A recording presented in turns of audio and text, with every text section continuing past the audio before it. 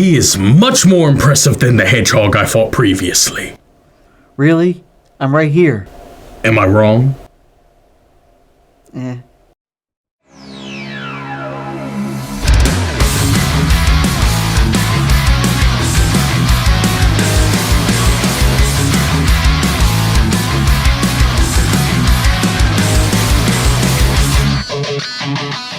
Hello everyone, welcome back to the Roll Screen Team. I'm Andrew Thomas. I'm here with fellow Hedgehog Christopher Johnson. Hello everyone. And we finally finished up our Sonic the Hedgehog series for now. Well, yeah. The fourth movie is coming in a couple years. Yeah. I'm very happy that that's happening. Yeah. And we watched this during a double movie marathon, so this helped cleanse our soul from the movie that we reviewed currently, Nosferatu. Yeah. I needed something I needed some levity, after what I saw. Yeah. Dude, really? What? Why? Why? I wasn't expecting what I saw in that movie. But fortunately, got to see this. Yeah. And I was very excited. Yep. Well, now get into the overview. Okay.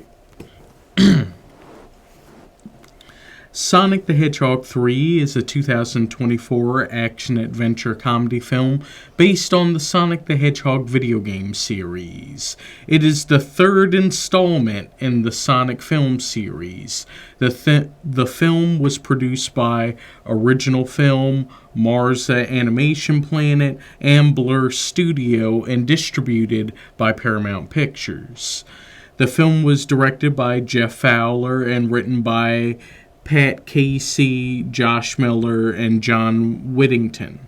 The film stars Ben Schwartz as the voice of Sonic the Hedgehog, alongside Colleen O'Shaughnessy, Idris Elba, James Marsden, Tika Sumpter, Lee Manjoob, Jim Carrey, and introducing Keanu Reeves as the voice of Shadow the Hedgehog.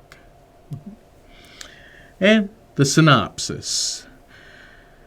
Sonic, Tails, and Knuckles reunite to battle Shadow, a mysterious new enemy with powers unlike anything they've ever faced before. With their abilities outmatched in every way, they seek out an unlikely alliance to stop Shadow and protect the planet. Yeah. Or was he an ally? Mm-hmm. Yeah. This film was everything I wanted it to be. Yep. And more. Yep. It stayed very faithful to, for the most part, to the story of Sonic Adventure 2. Yep. And I'm actually surprised how much they did stay faithful to it. Yep. I mean, there's like maybe a couple characters missing, but understandable with, the cast we have. Mm-hmm. So, I get it. Plus, you would have had to establish them, and we needed all the time in the world to establish Shadow. Yep. And the other new characters that we get introduced. So, makes sense. Yep. But I guess, why don't we start with the face that runs the place. Yeah. The Blue Blur himself, Sonic the Hedgehog, voiced by Ben Schwartz. Mm-hmm. We get a lot of emotional damage with them. Oh, yeah. You gotta give it up for Ben Schwartz in this one, because he really got the time to really bring, heartfelt sadness and anger into his performance. Yeah. I mean, you really felt like, is he really going to is he gonna kill Shadow during that big fight? Yeah. I mean, it really looked like he was gonna do it. Yeah. And I didn't think Ben had that in him, but oh no, he proved me otherwise. Yeah. Because, the conflict between Sonic and Shadow is very intense, in pretty much any media. Yep. Your thoughts? Yep. He suffered the ringer, mainly in the third act of the movie. Yeah. Yeah. I mean, don't get me wrong, he still has his, incredible comedic timing and exuberance in spades throughout the whole film. But, yeah, he got the opportunity to really bring more to his performance.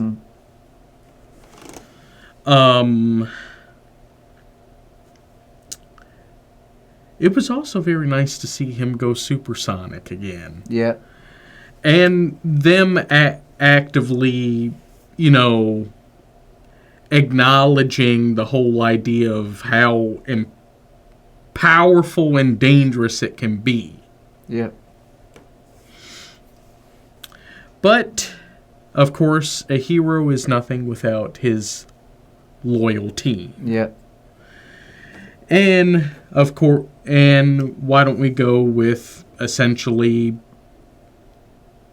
his closest, the best friends, his little brother, Miles Tails Prower, voiced by Colleen O'Shaughnessy. Yep. She still does great as tech support. Yes. Colleen just fits so perfectly as Tails. Yeah. It keeps getting better and better. Plus, it was cool to see Tails have a little bit of a moment with Agent Stone. Yeah. Kind of the right hands, Yeah. For the hero and the villain having the opportunity to talk to one another. And especially when they split up. Yeah. Plus, I do find it hilarious that Agent Stone acknowledged that, yes, Tails is adorable. Yeah. I think Tails had like a few scenes of that, whether it was the kids asking if he was Detective Pikachu or with Agent Stone. Yeah. I mean, Tails is adorable. Yeah. Look at that face. Mm-hmm. Look at those two tails. Yeah. But, hey, don't get it twisted. He can still fight. Yeah. And incredibly intelligent that he's created various weaponry that could actually be lethal. Yep. Don't mess with Tails. He also tries to calm down Sonic during his unsuccessfully. Yeah, when Sonic was like, okay, they've gone too far now. They got the keys. They put Tom in the ICU. Yep. Due to our best efforts, we can't beat him with his power. I need the Master Emerald. Yeah. But in the end, Tails never loses faith in Sonic. Yeah. And comes in handy, once the deed is done and, everyone is saved. Yeah. That Sonic needs saving. And Tails tries his best, but even it's a bit too much for him. Yeah. But let's talk about the other guy from Team Sonic who doesn't want to be, who wants the name changed. Yes. Knuckles the Echidna, voiced by Idris Elba. Yeah. And Idris he has truly found himself as Knuckles. Probably from his spin-off TV show where he did reprise his role. Yes, very true. Very true. Mm-hmm. Even though I've heard mixed things Yeah. about it, it was mainly an Adam Pally Yeah. thing, Yeah. just featuring Knuckles. Yeah. I mean, think about how much money that costs to put him in that show. Yeah. But yes, Idris has truly found himself, and his dynamic works perfectly with Sonic and Tails. Yeah. You really do need, that muscle head that is, very prideful, but also loyal. And also has his own moments of being very funny. Yeah, like being scared of Casper the Friendly Ghost, the movie. There's no such thing as a friendly ghost. Or teasing Tails. Oh, he does look like a Pokemon. Pika Pika. Yeah. It just works perfectly. And of course, he would initially say that no, it should be Team Knuckles because, well, 1,000,000% strength. Plus also, the previous film, he washed Sonic a couple of times. Yeah. He washed him. Yeah. But he couldn't deal with the other hedgehog. Oh no. And he he also had to guard the power-up. The Master Emerald, which I'm so happy that they brought that bit more of lore into, the movies. That, yes, Knuckles is the guardian of the Master Emerald. Mm-hmm. In the video games, in the comics, he is the guardian of that thing as it's on his island. Heck, the freaking emerald powers his island and keeps it in the air. Mm-hmm. It's a floating island. Mm-hmm. And if anyone were to take it, well, mm-hmm. I think you can see where this goes.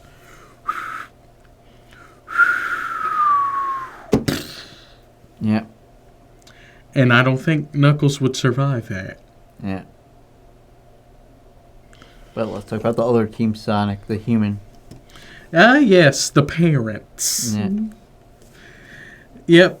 James Marsden as Tom Wachowski and Tika Sumpter as Maddie Wachowski. Yep, they both did great, although Tom ends up becoming the catalyst for the big climactic final battle. Yeah. Somebody had to be a sacrificial lamb of sorts. Yeah, and we still haven't seen him back as sheriff in either San Francisco or in Green Hill. Yeah, other than the first movie, second movie I understand because they were at a wedding. But the first movie, we really haven't heard anything about San Francisco or if he's still doing the Green Hill stuff. Well, they are still living in Green Hill. Yeah. So, they didn't relocate even though he got the job. Yeah. So, yeah. Is he still... Does he still have a job? I mean, he's the sheriff. Yeah. Yeah, but like I said, we haven't seen it since the first movie. So. Well, I mean, there's a lot going on. Yeah. So when would he have the time for policing? Also, not a lot happens in Green Hill after the first move. Well, the first two movies. Yeah. I mean, why do you think we see Wade playing hockey on the roof of his house? Yeah. But they do good. They come up with the undercover work to sneak in to go get the MacGuffin. Or one of the MacGuffins that would destroy the world. Well, yeah. And it was also kind of funny to see them turn into essentially sister and brother-in-law. Yep. Although he did get turned on when his wife got turned into Kristen Ritter briefly. I mean, can you blame him? No. It is Kristen Ritter. Yeah. Plus, their chemistry still works fantastically. Yeah. James Marsden and Tika Sumpter. And James Marsden sort of gives him like the Uncle Ben motivation. Yeah. At the beginning. With your heart speech. Where Sonic mistakes it as your lungs. Because being a hero, you have to have it in here. My lungs? Yeah. In my lungs. I was thinking more of your heart. Yeah. And he got to check out the Sonic Cave from the first movie. Yeah, which was actually nice to see that again. Yeah. And, add a bit more of, kind of showing where Sonic was when he first landed on Earth. And him making that little picture of a young him and Longclaw in the Green Hill Zone. Mm-hmm. It was nice and it made you feel. Yeah. Because, Sonic was by himself for a few years. Yeah. Good number of years, before he got adopted by Tom and Maddie. Yeah. Then we got the face turn from Tom Butler back. Yes. He redeemed himself from the last movie in order to make a sacrifice, sadly. Because he might be dead. As far as we know, he might be dead from the Tokyo thing. I mean, he passed out. He did that. Yeah. Yeah, Commander Walters, are you alive? You have to find out in the commentary, probably, from Ben Schwartz. He's alive or dead. I mean, it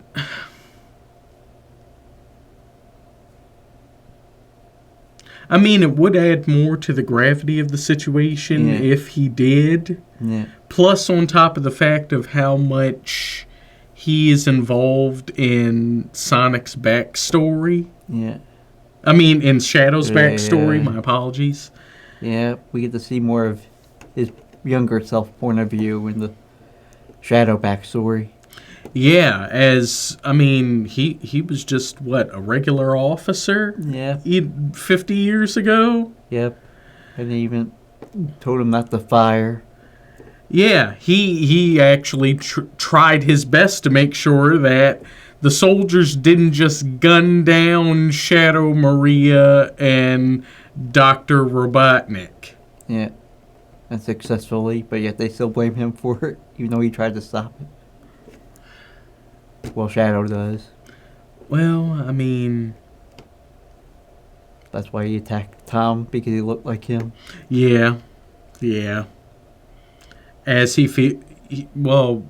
Shadow feels everyone that was around that area was responsible. Yeah. You know. We mainly got Commander Walters' backstory. Plus, Commander Walters is the one that put Shadow back in the pod and essentially put him into hibernation. Yeah. So, I can understand why he may feel some type of way. You locked me away for 50 years. But let's talk about the villains now. Yes. Do we start with the... Yeah, the new guy. Yes. Shadow the Hedgehog, voiced by Keanu Reeves. You know that's a full circle moment in this franchise? Yeah, considering that we see Keanu Reeves in Speed in the first movie. Yeah, which Sonic is a huge fan of that film and of Keanu. It's a full circle moment. Plus, on top of it, back in the day when Shadow got his video game, guess who worked on the cutscenes for it? No. Jeff Fowler. Yeah. Yeah. Back before he became a big-time director, he worked for the production company that ended up making the cutscenes for the Shadow the Hedgehog video game. So it's kind of a full circle moment for him as well. Yeah. That he finally gets to do like a whole story with Shadow. Yep. And it was perfect to get Keanu. Yep. It was perfect. Yep. You see him have a friend in Maria in the flashbacks. Emotional damage. God, the emotional damage. Play the clip. Emotional damage. Yep. Oh God, I agree with you, Steven. Oh God.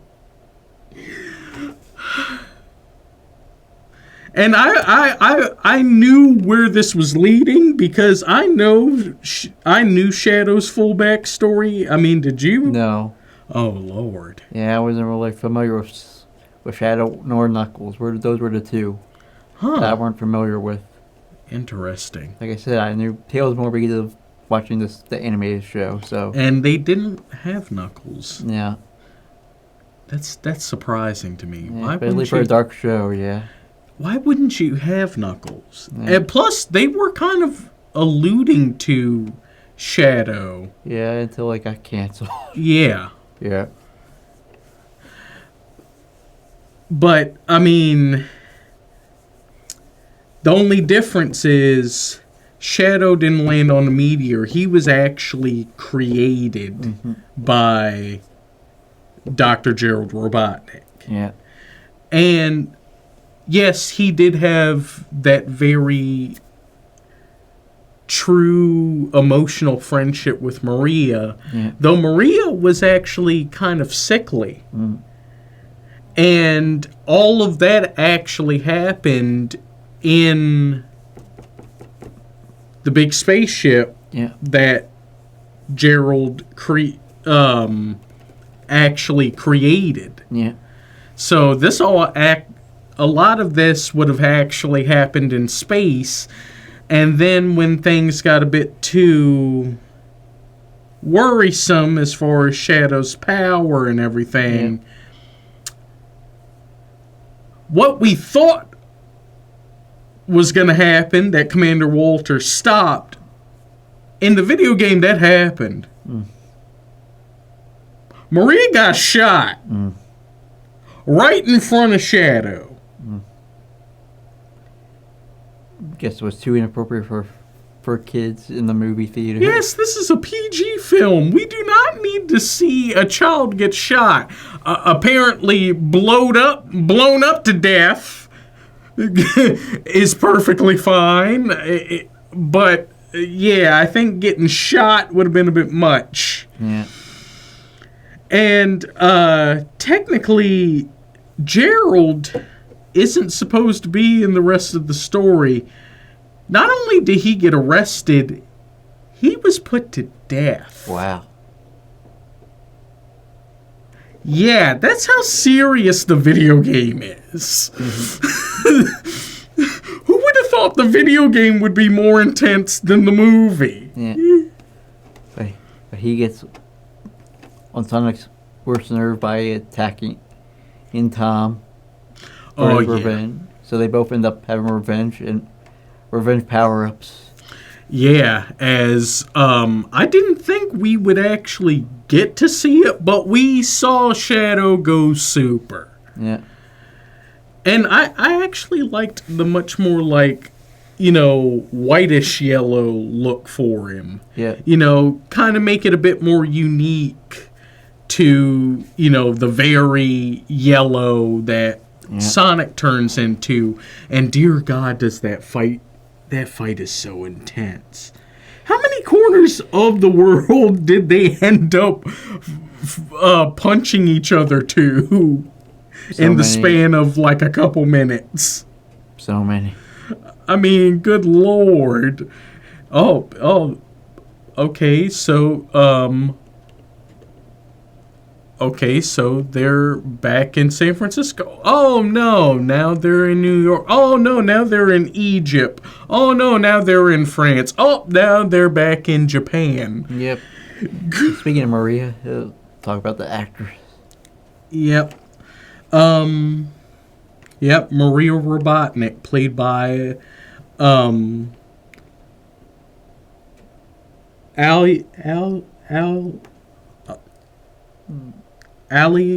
Yeah, just Alila Brown. Yeah. She did good for what she had. Yes, I actually really liked her. Yeah. She truly did Maria justice. Yeah. Because Maria truly is a nice, kind-hearted soul. Yeah. And the fact that she was able to befriend and actually bring some levity and joy into Shadow is very nice and poignant, and it adds more to Emotional damage. of what ends up happening to her. Mm-hmm. You know, plus, you know, it's fun to see two kids having fun, Yeah. you know, making a connection. Yeah. You know, because technically Maria was the only kid at the base. Yeah. You know, she was there with her granddad, you know, as I think she was pretty much orphaned. Yeah. All she had was Gerald Robotnik. Yeah. So, I mean, it's nice that they found a kinship. That's what makes the tragedy all the more heartbreaking. Yeah. Not and not just for Shadow, but for Gerald as well. Yeah. Speaking of which, talk about the actor with double duty. Ah, yes. Dr. Ivo Eggman Robotnik and Professor Gerald Robotnik, played both by Jim Carrey.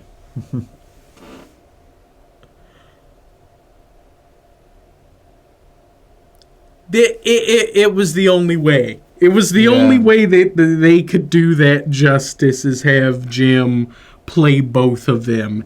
And it was perfect. Yeah. Never in my wildest imagination did I think Jim Carrey could play off so fantastically with himself. Yeah. Well, it's not the first time he did that with A Christmas Carol. In stop motion capture as the ghosts. But did it really plan out how they wanted it to? Not real. This was the match made in heaven. Because now we actually have seen Eggman reach his final form. Yeah. Bald head, crazy mustache, and now he's fat. Yeah. Although he was down on his luck at the beginning. Well, yeah. Ivo, yeah. Yeah, because originally everyone thought he was dead, and he almost died. There is a deleted scene where Agent Stone went back to the rubble of the Eggman robot and found Robotnik and nursed him back to health. He was in a whole body cast. And Agent Stone actually took care of him during that time. Yeah. At the beginning, he just wants revenge on whoever was using his robots. Yes, only to then find out his long-lost grandfather. And then they hold to a simulator montage. To one of my favorite songs of all time, Wouldn't It Be Nice, by the Beach Boys. Yep. My favorite is the Santa Claus simulation.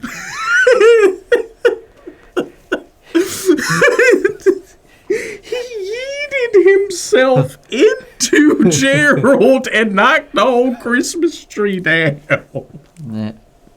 Of course. Yep. That was, but of course, as revealed, Ivo wasn't his Gerald's favorite.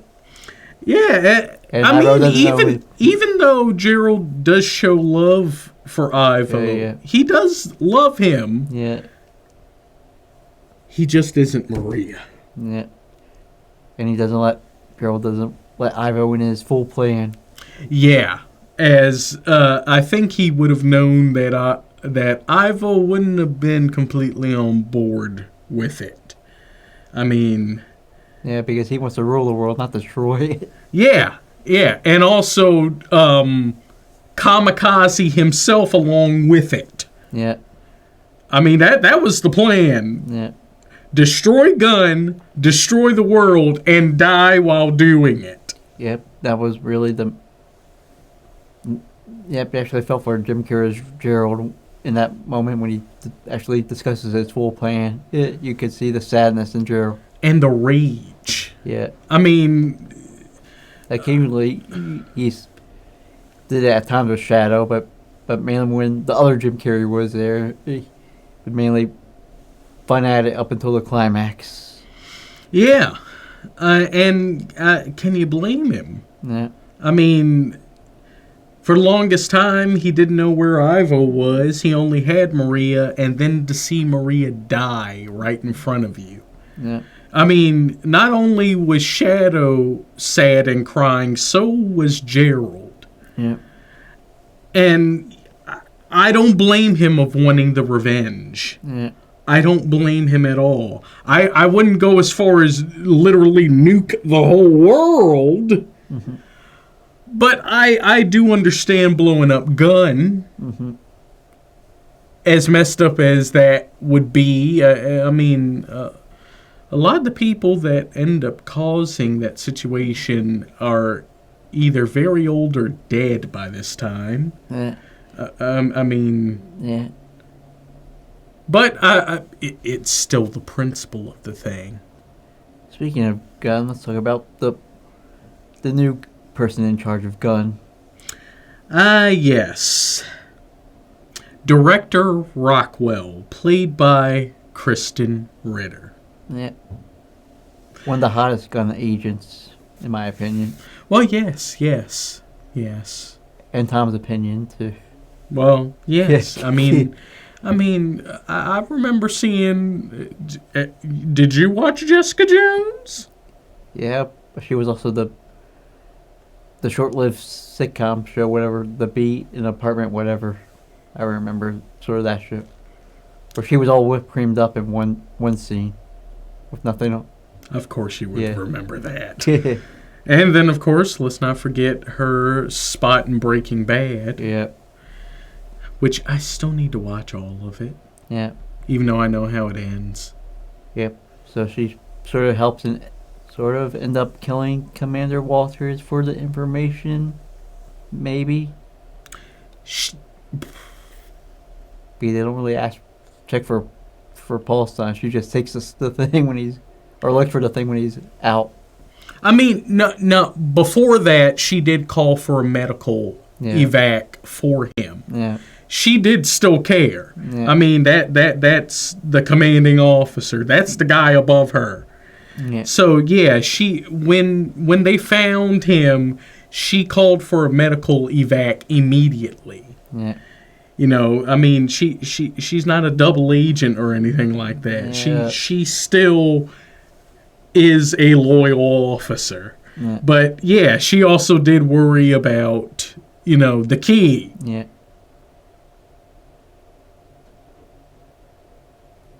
How many lasers with 2 keys have we talked about in these last few months? So many. I'm seeing a theme here. Yeah. Next, we're going to be dealing with sky portals. Yeah. But she does great for what she's... And hopefully we'll see her in Sonic the Hedgehog 4. Hopefully, as is Commander Walters alive? Yeah, that too. Also, I would love to see her interact with the real Commander Walter. Well, no, with the real Agent Handle. Yeah. You know, she only saw Tom acting like Randall. I want to actually see Kristen Ritter and Shamar Moore work together. Yeah.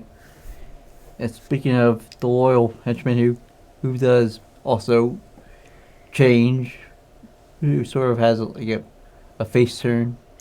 Yep, Agent Stone, played by Lee Manjube. Yeah. He's the one who knows that something's up with Gerald. Yeah. And warns his boss about it. Despite maybe being a bit jealous that, you know, Ivo is having his quality time with his grandfather and he's not, you know, included.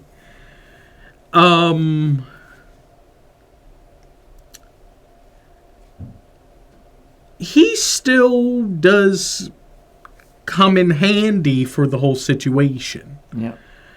Plus, he is kind of the voice of reason when things are initially revealed. Yeah. Because all he has is, you know, Dr. Robotnik. Yeah. That's his best friend.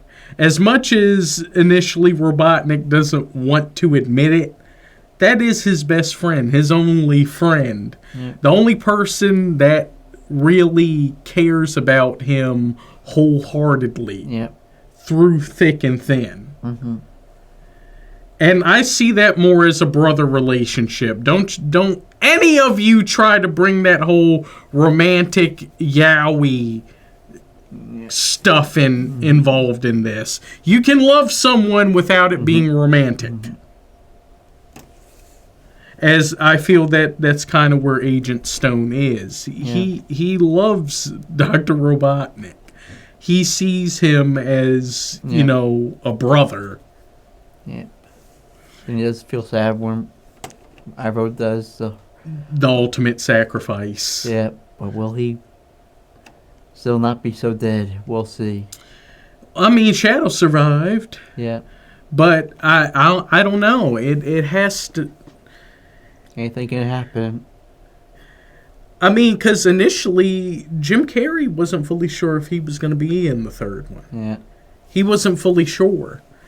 It wasn't until they gave him the idea of him being Ivo and Gerald and bringing in Gerald's story into this that he was like, oh, that's actually rather enticing. Yeah. That's something different. Yeah. But it was nice to actually see Robotnik before he sacrifices himself to actually give that major shout out to Agent Stone. Yeah. You know, and show that, he cared about him so much. Just as much as Stone cared about him. Yeah. But before we go any further, make sure to find us on Facebook, The Real Screen Team. Yes. And make sure to find us where else. We make on to... I forgot to mention everything. Yes. You can go ahead and find us on Facebook, Instagram, Reddit, and you can find us on TikTok and Lemonade. Yep. And make sure to like, comment on our videos, share our videos, and subscribe to this channel. Yes, as we're on the road to 500. Once we reach 500, monetization. And fluctuating numbers aside. Yes, true. But monetization, update everything, create a Patreon. Yeah.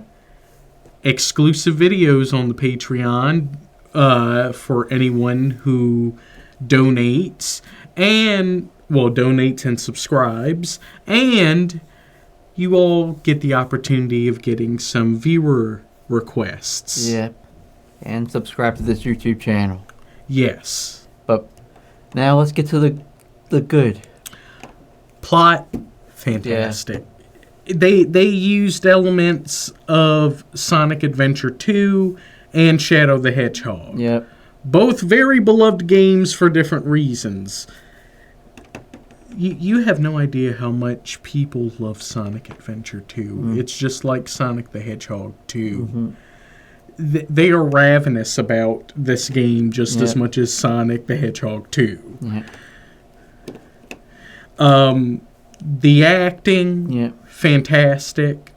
Ben Schwartz was fantastic. Keanu Reeves was fantastic. Jim Carrey playing both Robotniks was fantastic. Colleen O'Shaughnessy, Idris Elba.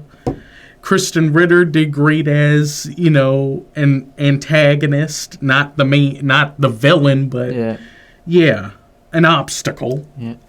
And Tom Butler did good. With him telling the backstory and tragedy of Shadow the Hedgehog. And you could see there was a great deal of regret of everything that he did. As much as he wanted to do what was right and do what he needed to do as an officer, he knew, it was messed up. And I think part of him kind of accepted his fate.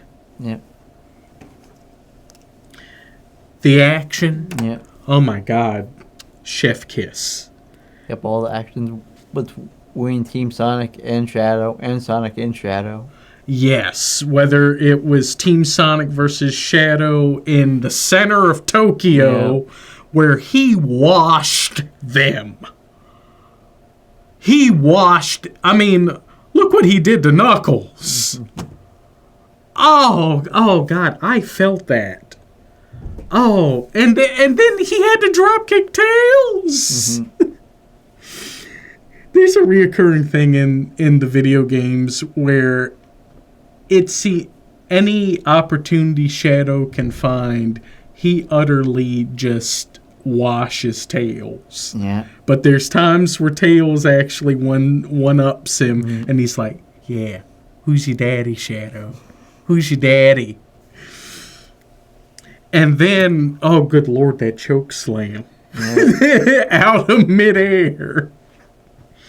But the part that really got me hyped, we got to see Shadow drive a motorcycle with a gun. Yes, it was a laser gun, but he had a gun. I didn't think that they would do it, but they did it. They did the Shadow the Hedgehog thing. And he even got to do the Akira slide on the motorcycle. The thing everyone who ever has a motorcycle must do in anything. They have to hit that Akira slide. And then, of course, the big climax. The power. Super Sonic versus Super Shadow. Around the galaxy. And then when they team up to stop the major laser, and then have to fight all those Omega robots, which I wonder, was that alluding to Omega, the main robot that works for Gun? Maybe. I don't think anyone pointed that out. I think that those were all Omega drones. Very nice to bring Omega into this. And plus, they dealt with that handily. We've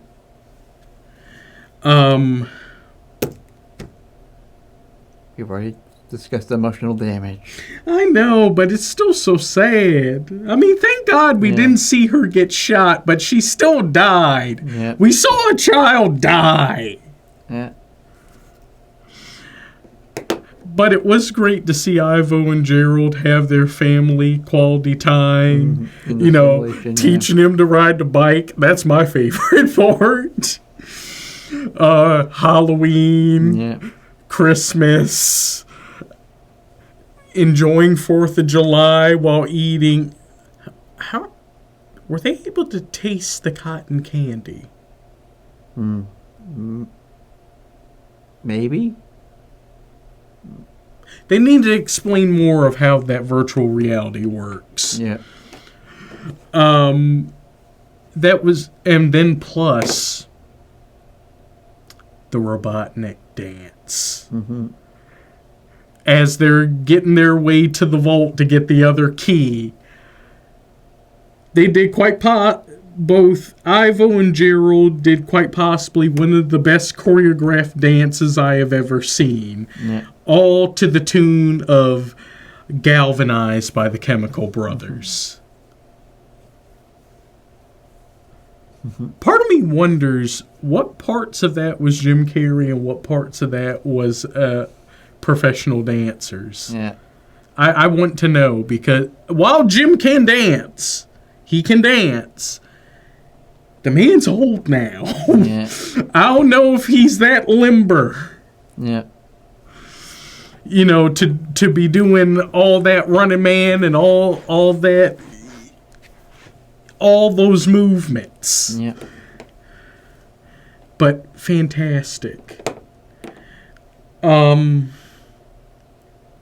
Plus the cameos. Yeah. I mean, yes, even though they were virtual costumes, it was nice to see Natasha Rothwell and Shamar Moore as Rachel and Randall. Yeah. We got to see Sofia Pernaz and Cristano Fernandez acting as a telenovela that Dr. Robotnik, Agent Stone, and Shadow were all watching. I would like to see more of that telenovela. Yeah. And I didn't realize this until I was looking more at things, but yeah. Kyle Lancebottom, the guy that is looking over Shadow while he's still in his stasis, that was Yorma Tacone. Yeah, one of the members of the Lonely Island. And dear God, has he become recurring in a lot of things we review.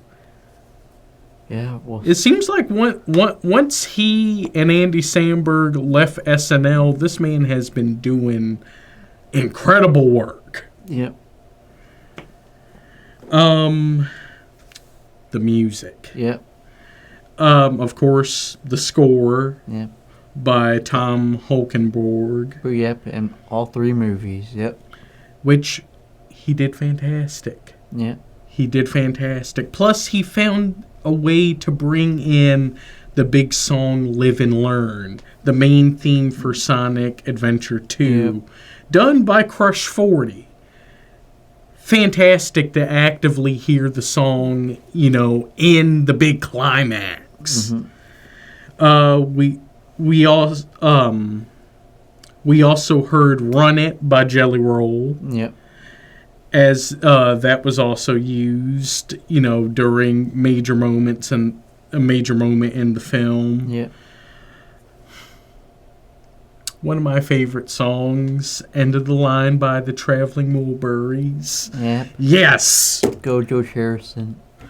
Sometimes. Not just him. Yeah. This is one of the greatest supergroups in music history. Yeah. George Harrison, Tom Petty, Roy Orbison, Bob Dylan, and Jeff Lynne. Yeah. Fantastic. Yep. Though it does bring a major continuity error. I will bring that up a bit later. Wouldn't It Be Nice by the Beach Boys? Yep. From that montage, virtual montage. Oh, wouldn't it be nice? Ba ba ba ba ba ba ba ba. Oh. Neon by One OK Rock. Of course, Galvanized by the Chemical Brothers. Interestingly enough, 99 Red Balloons by Goldfinger.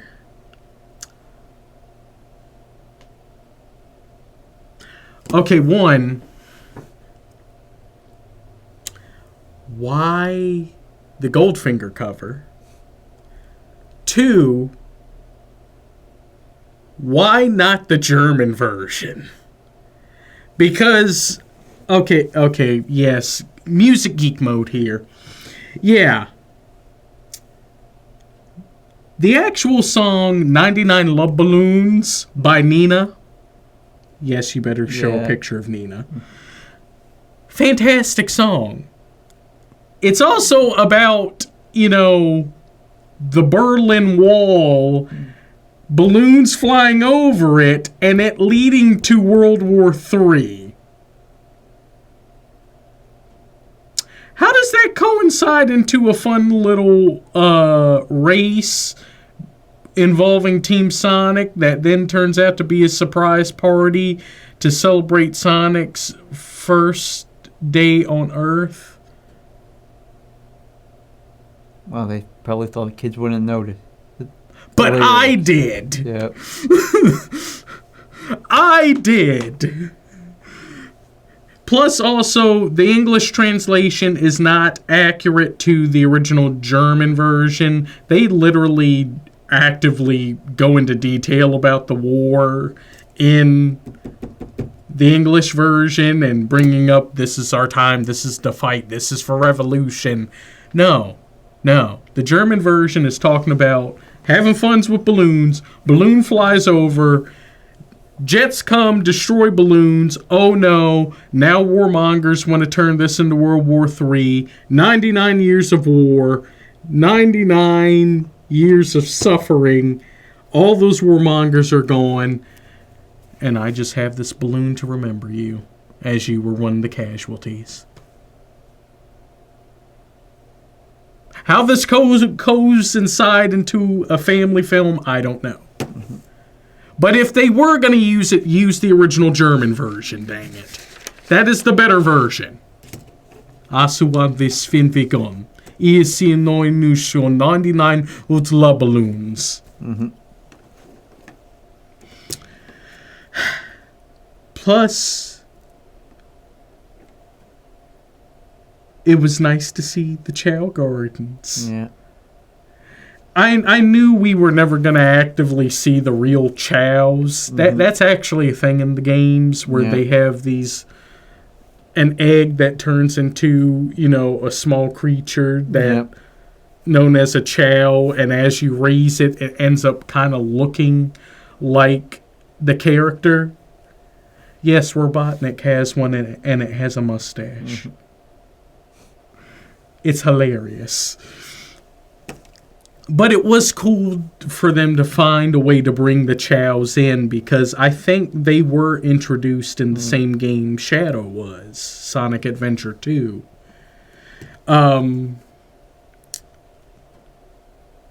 Plus also blow into the cartridge. Mm-hmm. Yeah. Even though they told us don't do it, it worked. Yeah. It worked. Very nice reference to the NES and the Sega Genesis. Yeah. And do we talk about the mid-credit scene? Yep. As we have another race where Sonic wins and kind of oversteps the finish line. He makes it all the way to New York State Park. Yeah. He is approached by Metal Sonic. And then a whole army of Metal Sonics. But then someone comes to the rescue with her trusty hammer and utterly destroys all of those Metal Sonics. Off the hood, Amy Rose! So I guess Sonic 4 will be a love story, pretty much. I'm so happy! I'm just so happy. They're finally bringing Amy in. Technically, she should have been in this film because she's the one that is actually supposed to convince Shadow to stop the destruction of Earth. Mm-hmm. But I understand. I understand. Yeah. This was his story. Mm-hmm. But now we get Amy Rose. Mm-hmm. I want to know who voices her, and two, how are they going to show her chemistry with Sonic? Yeah. I need to know this. I need it. I need it. Of course, there was some bad, Yes. like Tom and Tom and Maddie. yeah, not showing up For like the first half of the Yeah. film, Yeah. not really having too much to do, Yeah. which I do love the fact that they acknowledge that, you know, that while they're off adventure almost dying, they're trying like every sort of hobby you can have and being so bored with it. Yeah. Like, yes, please, let us be involved with something. Of course, Adam Paley has a cameo. Yes, which... It's sort of a bit. Bro, why are you using the Master Emerald as a hockey puck? Dude, you went through a whole freaking show to prove yourself, and this is what you do with the thing that you're guarding? Really? Really? Mm-hmm. Also, yeah. The events of Shadow's backstory happens in 1974. Mm-hmm. The Traveling Wilburys were not a thing yet. Mm. They were not a thing until, I believe, 1988, I believe. Wow. Yeah, they were a thing like the last year of Roy Orbison's life. He passed away after the album was done. So, during this time, George Harrison is working on his solo career. Yeah. You know, and doing his, you know, trying to help Bangladesh and everything. Yeah. Bob Dylan is recovering from the traumatic event of the motorcycle accident and making either fantastic music or very, what are you doing here, Bob? Yeah. Music before he ends up going Christian by the end of the decade. Jeff Lynne is busy ruling the world with Electric Light Orchestra. Mm-hmm. And Roy Orbison is, you know, doing his thing as an elder statesman of rock and roll. And Tom Petty hasn't even released his first album with the Heartbreakers yet. That comes out 3 years after these events. Yeah, well, sometimes movies decide to go just use the music that fits, not in continuity. Yeah, but it doesn't make sense. They have the freaking album there. Mm-hmm. They played the physical album. But it's not supposed to exist yet. Multiverse? Even though it's a poor excuse, multiverse? But they all didn't know each other yet. All the members of the Traveling Wilburys didn't know each other yet. None of them knew Tom Petty yet. Like I said, multiverse. I mean, George was already friends with Bob. He was friends with Jeff because Jeff produced his solo albums. And he was friends with Roy, as Jeff was with everyone else. Tom Petty wasn't in the picture yet. And also, no use of Shadow's theme, I Am All of Me. Mm-hmm. Or, my favorite song, from Sonic Adventure 2, Escape from the City. Mm-hmm. One of the... I know Live and Learn is a fantastic song, as is I Am All of Me, but no. One of ones know about this. Mm-hmm. Rolling around at the speed of sound, got places to go, gotta follow the rainbow. Yes. Yeah. It should have been in the film, dang it. So, want to get into the score? Yes. I give this a 10 out of 10. It's a perfect movie until we do a revisit of this probably sometime in the future. But right now it's a better, or see how Sonic 4 goes. Right now it's the best of the trilogy. I mean, come on now. You saw how much I love this. It's a 10 out of 10. It's everything I wanted a Sonic the Hedgehog movie to be, and then some. Mm-hmm. Yes, it leaped bounds ahead of the first two. As much as I really do enjoy both of those films, this is everything we all ever wanted. Yeah. And they gave it to us. And it was fantastic. And I can't wait to see Shadow come back for the fourth one. Yeah. Of course, before we go, let's talk about our upcoming projects. Yes. Starting with the Sidekick. Yes, as this coming April, as we have a heavy load ahead of us, we will be celebrating the 85th anniversary of Robin. Yeah. Yeah, we're starting it a bit ahead of time, Yeah. you know, because we have a lot for April. So it probably still will be coming out by that time. Yeah. But And then March. we're going over at least one, Well, 4 Robin. Yeah, one of each. you know, a major story for each Robin. Yeah. Though Dick Grayson gets 2. Well, it's only 20-ish minutes, so. Well, you didn't want me to do Brave and the Bold. That would have been a nice continuing of his arc. One day, we're gonna do it. Of course, Daredevil. Yes, which, oh yeah, I am very excited.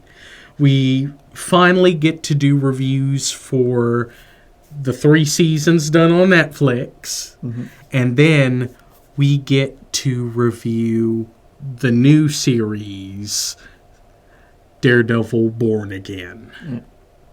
And then eventually we'll be getting to the Dragon Ball. Yes, we're still working on things. Still more to watch. Yeah. And also, you know, waiting on, you know, visual aids and props. Then add Forrest Gump and Talking Heads Yes. in the mix. Yep, to celebrate Autism Awareness Month, we will be reviewing Forrest Gump and the fantastic concert film Talking Heads Stop Making Sense. Yep, so we'll talk about the rest later during the summertime, the other projects that.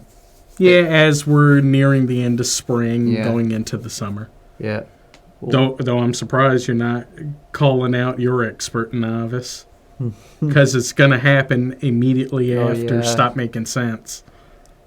Oh, wow.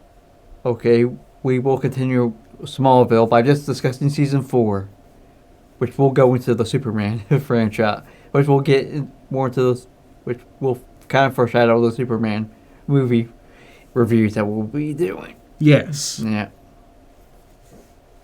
Well, Yeah. Want to roll us out? sure. Well, thank you all for watching. Definitely come back and watch us again. Remember to like, comment, subscribe, share, and click the post notification bell so you're updated with all of our upcoming videos. Well, cut, print, that's a wrap.